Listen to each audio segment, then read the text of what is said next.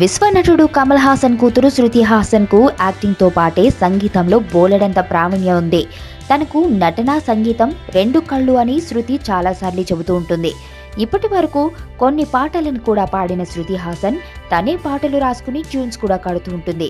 అయితే శృతి సంగీతం అంతా ఇప్పటి వరకు తనకే పరిమితమైంది. ఇప్పుడు తన మ్యూజికల్ టాలెంట్ ను ప్రపంచానికి పరిచయం చేయబోతోందని తెలుస్తుంది.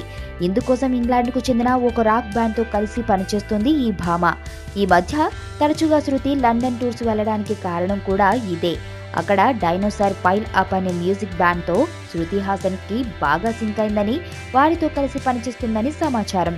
ప్రస్తుతం తండ్రి సినిమా శభాష్ నాయుడుతో పాటు యారా అనే తమిళ చిత్రాన్ని కూడా చేస్తున్న శృతి హాసన్ బ్రాండ్ ఎండార్స్మెంట్స్ ను కూడా చేస్తుంది.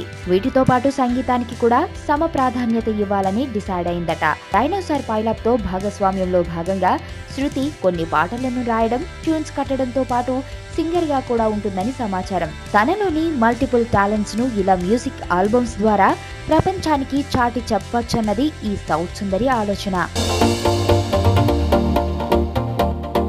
ఇక్కడున్న రంగులన్నీ నీలోనే ఉన్నాయి. నలుగురిలోకి వచ్చి చూడొచ్చు కదా.